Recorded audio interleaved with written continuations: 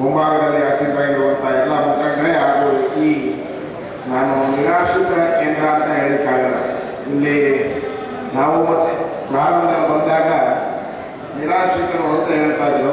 ಈಗ ನೀವು ಯಾರೂ ನಿರಾಶ್ರಿತರಲ್ಲ.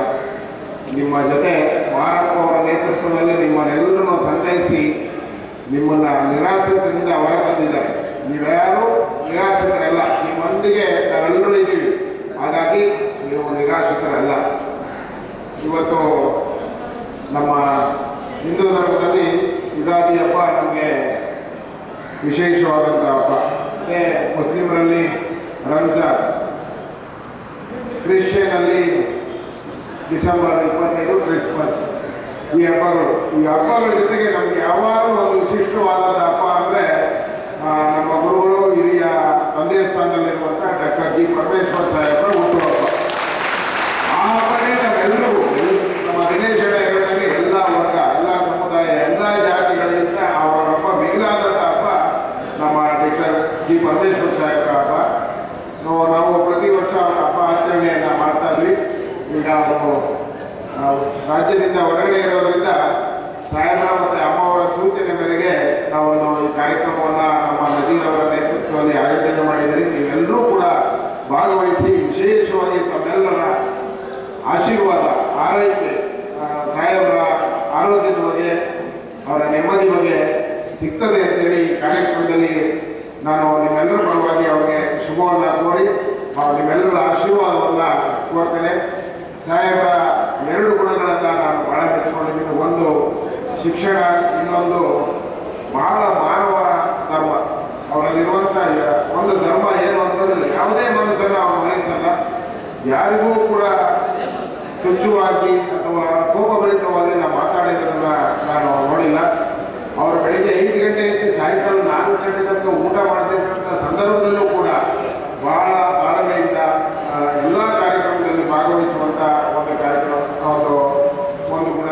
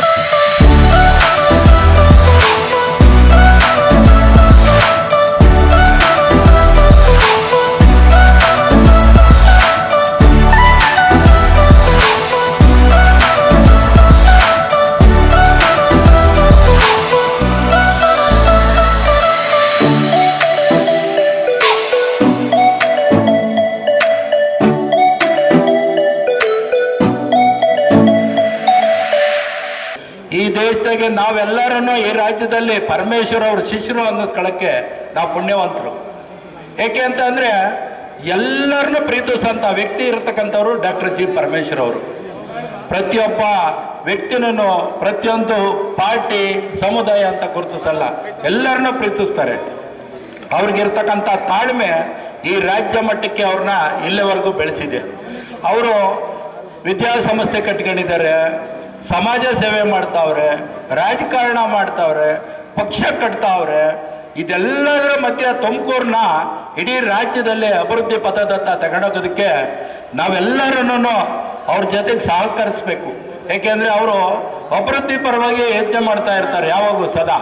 ನಾವು ಯಾರನ್ನೂ ಅವ್ರನ್ನ ನೀವು ಊಟ ಆಯ್ತಾ, ತಿಂಡಿ ಆಯ್ತಾ, ಆರೋಗ್ಯ ಚೆನ್ನಾಗಿದೆಯಾ ಅನ್ನೋ ಒಂದು ನಾವೆಲ್ಲರನ್ನೂ ಬೆಳೆಸ್ಕೋಬೇಕು.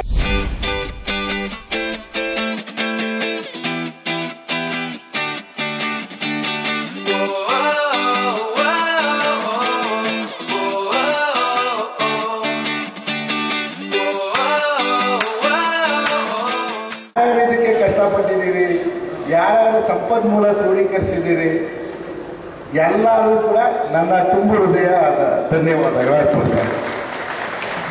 ತುಂಬ ಸಂತೋಷ ಆಯ್ತು ಈ ವರ್ಷದ ಇಂಥದನ್ನ ಮುಂದಿನ ಸಲ ಕೂಡ ನಾವು ಇನ್ನೂ ಎಲ್ಲೆಲ್ಲಿ ಅನಾಥಾಶ್ರಮಗಳಿದ್ದಾವೆ ನಮ್ಮ ಜಿಲ್ಲೆಯಲ್ಲಿ ಅಥವಾ ನಮ್ಮ ತಾಲೂಕಲ್ಲಿ ಇದನ್ನು ಸೇರಿಸ್ಕೊಂಡು ಫಸ್ಟ್ ಇದಕ್ಕೆ ಪ್ರಿಫರೆನ್ಸ್ ಕೊಡಬೇಕಾಗ್ತದೆ. ಇನ್ನು ಮುಂದಿನ ವರ್ಷಗಳಿಂದ ಫಸ್ಟ್ ಇದಕ್ಕೆ ಪ್ರಿಫರೆನ್ಸ್ ಕೊಡಿಸಿ ಮುಂದಿನ ವರ್ಷದ ಹುಟ್ಟುಹಬ್ಬಕ್ಕೆ ಅವ್ರನ್ನೂ ಇದಕ್ಕೆ ಕರ್ಕೊಂಡ್ಬರ್ಬೇಕಾಗ್ತದೆ.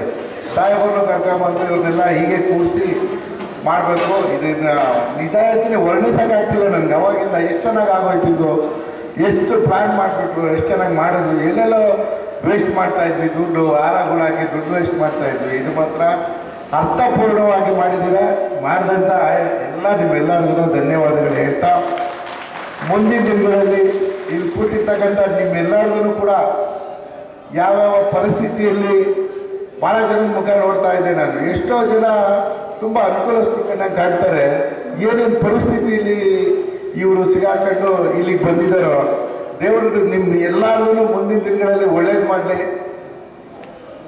ನಿಮ್ಮಲ್ಲಿ this is got more meaningful. ಇದಕ್ಕೆ ವಿಶೇಷವಾದಂಥ ಅರ್ಥ ಕಲ್ಪಿಸಿಕೊಟ್ಟಿರುವಂಥ ನಜೀರ್ ಅವ್ರಿಗೆ, ಕುಮಾರಣ್ಣ ಅವ್ರಿಗೆ, ಚಂದ್ರಶೇಖರ್ ಸರ್ ಅವ್ರಿಗೆ ಧನ್ಯವಾದಗಳು.